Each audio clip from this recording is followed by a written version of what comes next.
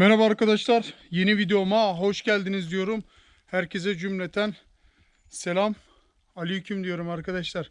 Nasılsınız, iyi misiniz? İnşallah iyisinizdir. Arkamda görmüş olduğunuz eser tarihte birçok medeniyete ev sahipliği yapmış en eski çeşmelerden bir tanesi arkadaşlar. Şöyle de göstereyim. Şu an tarihi bir çeşmenin önünden videoma başlamak istedim. Arkadaşlar çeşme Roma döneminden Osmanlı döneminden bugünümüze kadar ulaşmış nadir çeşmelerden bir tanesi. Şöyle göstereyim. Çeşme şimdilik çalışıyor ama yeni düzen bir hortum çekilmiş. İçindeki su bahçeden de su kuyusu olacak şekilde ayarlanacak şekilde bir dizayn edilmiş. Önceden burası akıyormuş. Yeni çeşmede ilerideki beyaz çeşmemiz arkadaşlar. Orayı da göstereceğim. Bu güzelliği şöyle bir yakından görmek istiyorum. Gerçekten şu an yaşayan bir tarihle karşı karşıyayız. Evet arkadaşlar, şu an görmüş olduğunuz bütün kayalar el yardımıyla yontulmuş, şekillendirilmiş kayalar. Şöyle de göstereyim. Hiçbir şekilde bir takım taklavat, alet, edevat kullanılmamış. Tamamen el imkanlarıyla o günün şartlarındaki takım taklavatla yapılmış tarihi bir çeşme arkadaşlar. Şöyle göstereyim. Şimdi bu tarihi çeşmeden başlayaraktan size bölgeyi güzelce bir tanıtmak istedim. Evet, şu an üzerinde şapkasını görüyoruz. Ve şu kısımda su çıkan kısım, şurada da ikinci şapkasını görüyoruz arkadaşlar.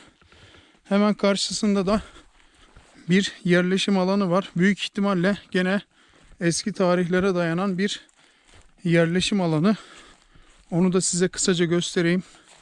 Bakın arkadaşlar, burada da bir yayla, artık deposu mu derim, yemek pişirme yeri mi dersin, ne derseniz bilmiyorum ama burası da tarihe ev sahipliği yapmış güzel bir bölge ve bölgenin güzelliklerinden bir tanesi.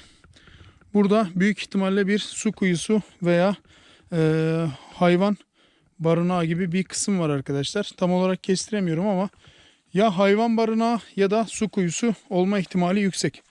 Evet, yapısı tarihi çeşmemiz. Tarihi çeşmede arkadaşlar şöyle söyleyeyim size. Muazzam malzemeler çıktığı biliniyor tarihi çeşmelerden. Onlardan bir tanesi olma ihtimali yüksek. Biz de burayı şöyle tanıta gideceğiz ve burada bir alan taramamızı çalıştıracağız arkadaşlar. Şimdilik size yapıları göstermek istiyorum. Daha sonra da burada alan taramamı aktif edeceğim. Birkaç tane de artık göçmüş Osmanlı veya Roma dönemine ait yapılar var. Onları da göstereceğim birazdan size. Ama öncelikle şuradaki ikinci çeşmemizi, yani bölgenin ikinci güzellikteki çeşmesi arkadaşlar. Bakın, bura büyük ihtimalle yakın zamanda restore edilmiş. Çünkü boyası falan yeni gibi duruyor. Evet. Çok muazzam bir su akıntısına mevcut. Halen yıllar geçmesine rağmen şaldır şaldır akıyor arkadaşlar. Bölgede herhangi bir yol, herhangi bir yapı, yeni yapı yok arkadaşlar. Ama ne hikmetse bu çeşme yenilenmiş ve boyanmış.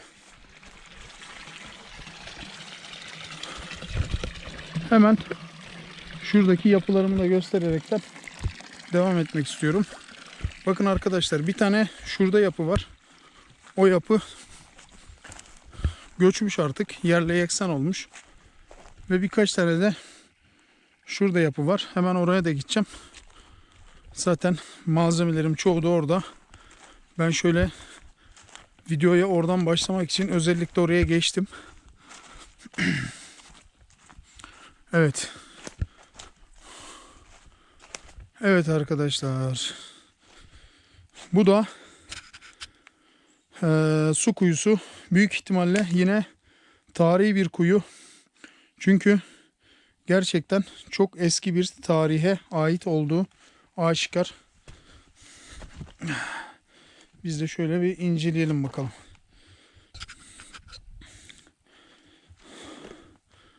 Evet. Burası tarihe ev sahipliği yapmış. Gerçekten muazzam güzellikte ender yerlerden bir tanesi. Su kuyusunun derinliği nereden baksanız arkadaşlar şöyle 3-4 metreye yakın bir derinliğe sahip. Belki daha fazladır. Zamanla dolmuş da olabilir. İşte yapraktı, ağaç dalıydı falandı, fişmandı. Yani şimdi gözüken 4 metre veya 3,5-4 metre civarında bir derinliğe sahip. Evet. Bu da bölgenin bilinen en eski kuyularından bir tanesi. Bu da büyük ihtimalle Osmanlı ve Roma dönemlerine ev sahipliği yapmış. Muazzam güzellikteki o dönemin en gözde su kuyularından bir tanesi imiş arkadaşlar. Rivayetler ve söylentiler onu söylüyor. Şöyle devam edelim bakalım. Su kuyumuzu da gördükten sonra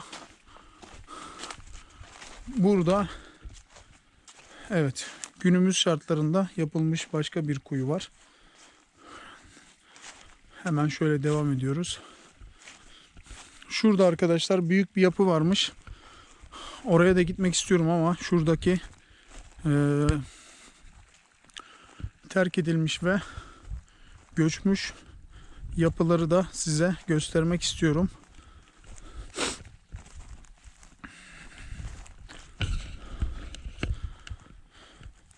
Evet.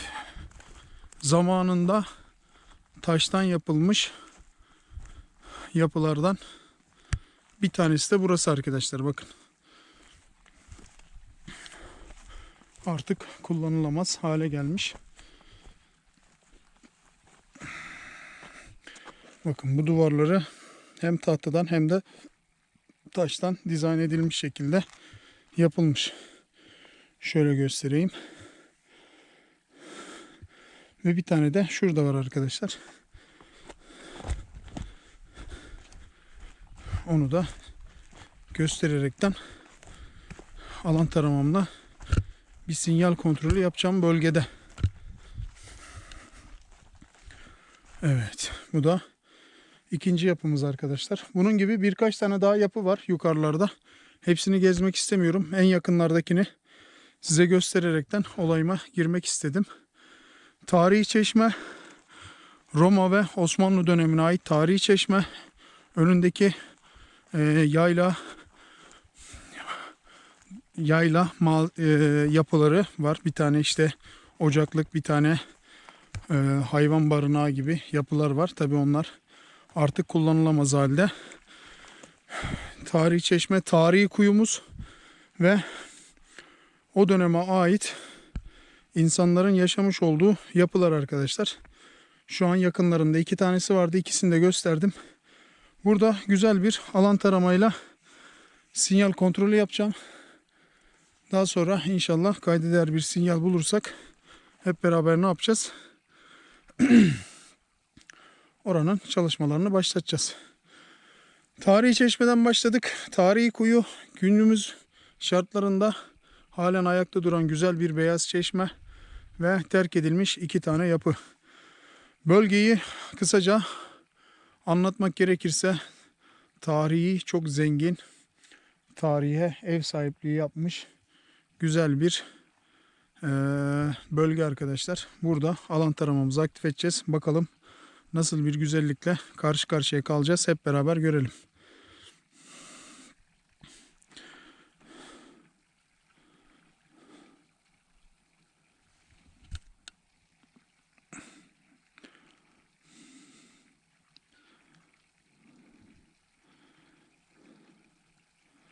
Alan taramamız ileriyi gösteriyor.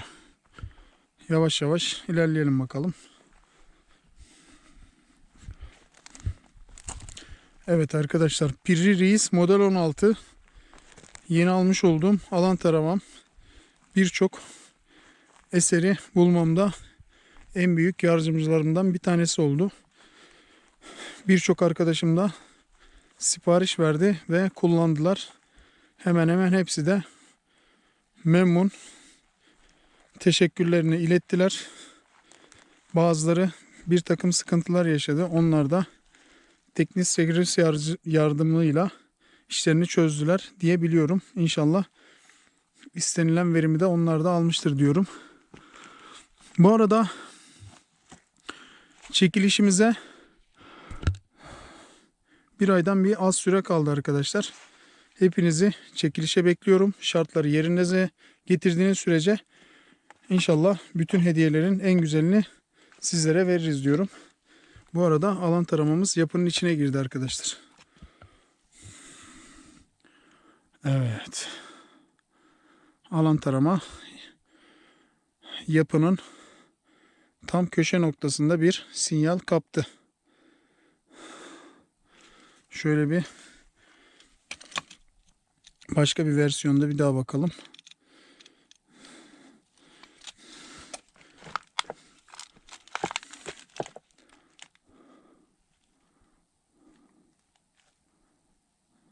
Evet.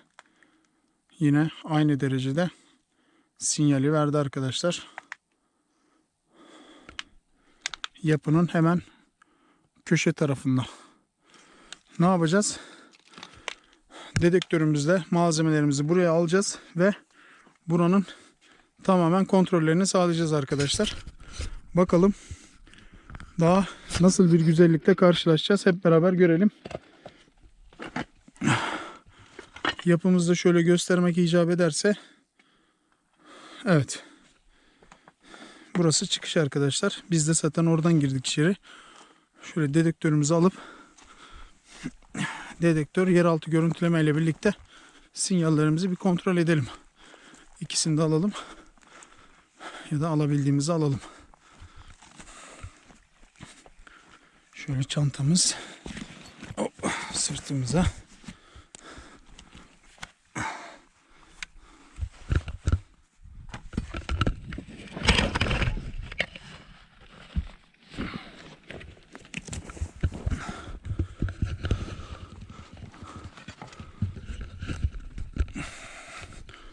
Evet. Burada belli ki güzel malzemeler olma ihtimali yüksek.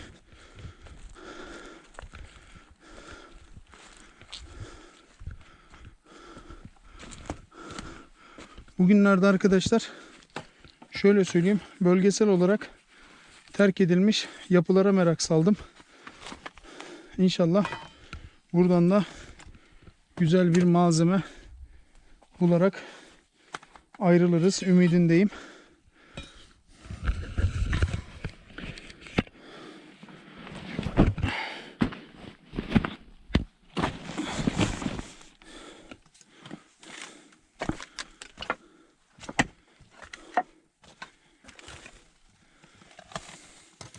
Dedektörümü açtım. Kurulmasını bekliyorum.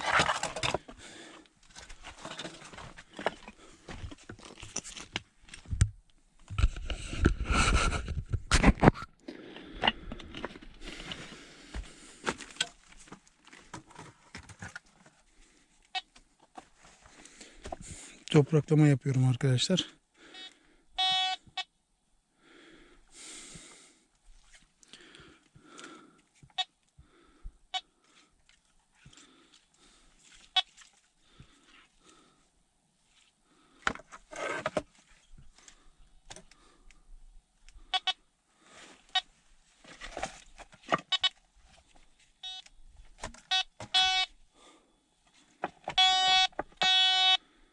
Sinyal aldığımız kısım.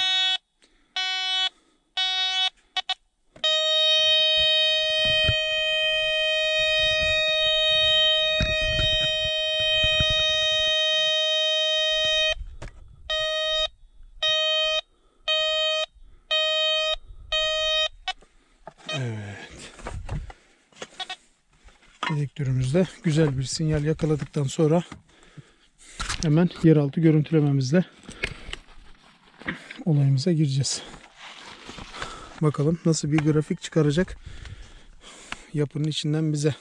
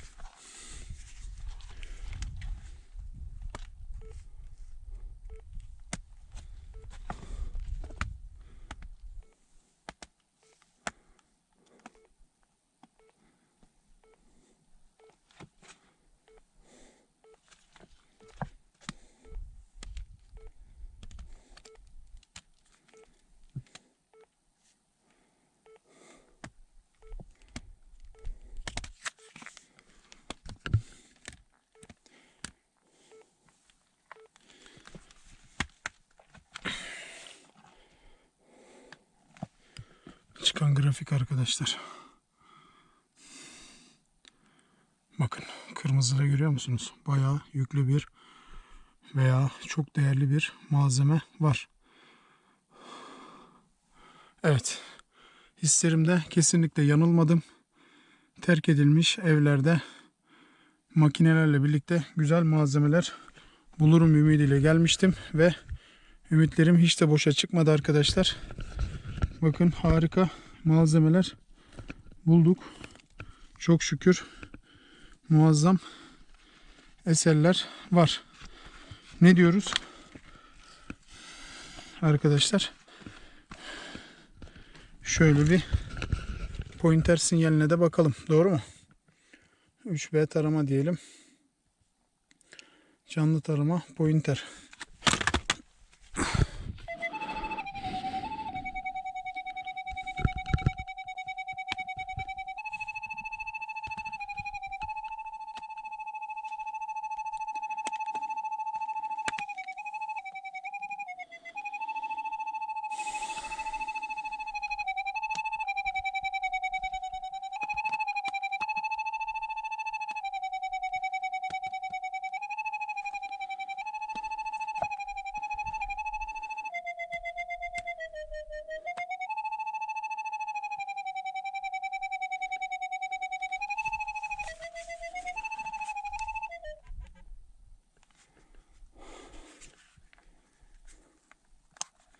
Evet, yeraltı görüntüleme cihazımızda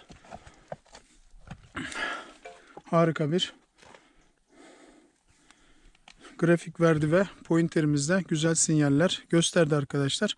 Ne yapacağız? Buranın güzelce bir çalışmasına başlayacağız. Başlamadan önce şöyle bir ufak çaplı bir buranın pointerle falan malzemelerine bakacağım ama çantadan onları hazırlamam gerekiyor. Daha sonra tekrar karşınızda olacağım arkadaşlar. Evet, hazırlığımızı yaptık arkadaşlar. Şimdi güzel bir şekilde ne yapacağız? Kameramızı başımıza sabitleyeceğiz ve buranın güzellikleriyle işimize koyulacağız. Hadi bakalım rast gelsin diyoruz.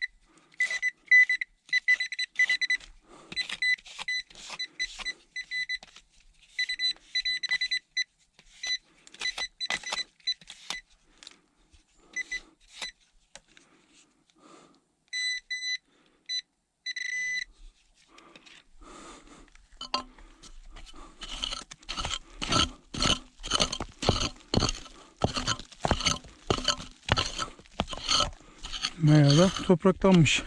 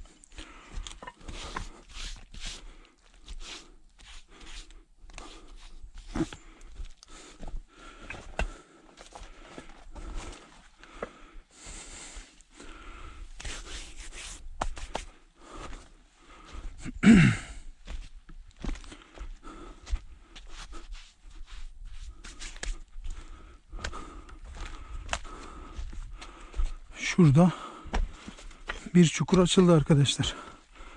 Evet. Şu kısımda bir çukur açıldı. Şöyle sizi de yakından göstermek icap ederse. Evet.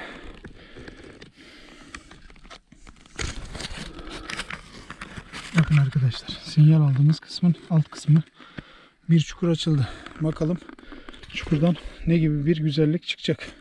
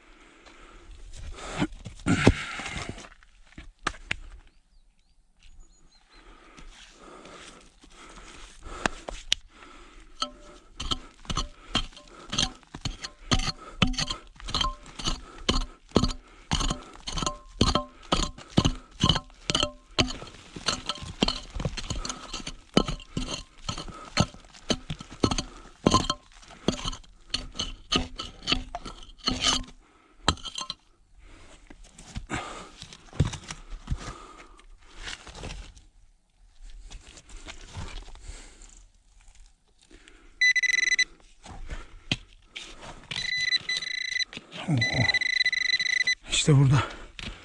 İşte burada.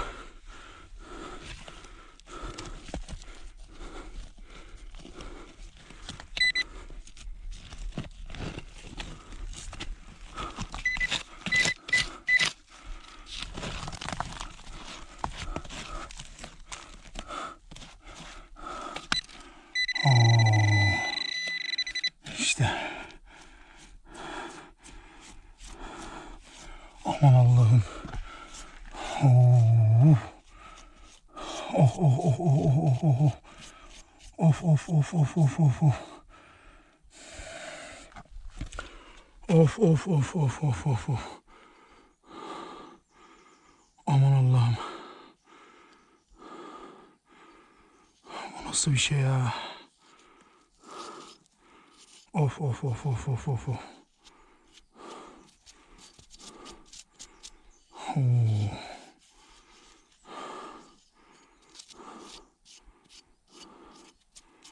Aman Allah'ım.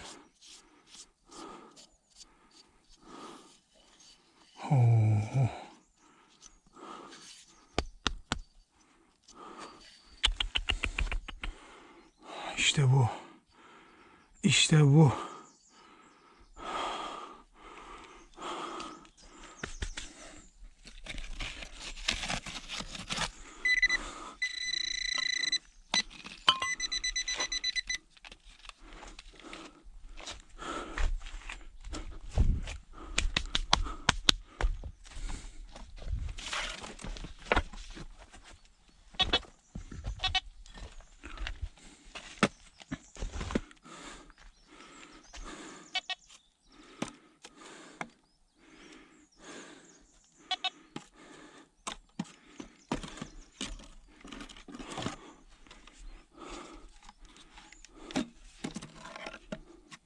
Yok arkadaşlar. Sinyal buraya kadar.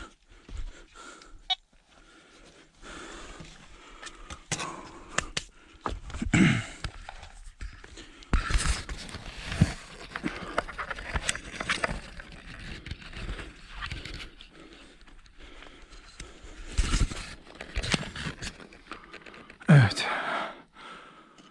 Terk edilmiş Roma ve Osmanlı dönemine ait evlerden çıkan muazzam güzellikteki tarihi eser arkadaşlar. Evet. Hiç böylesini beklemiyordum. Gerçekten harika. Şuna bakar mısınız?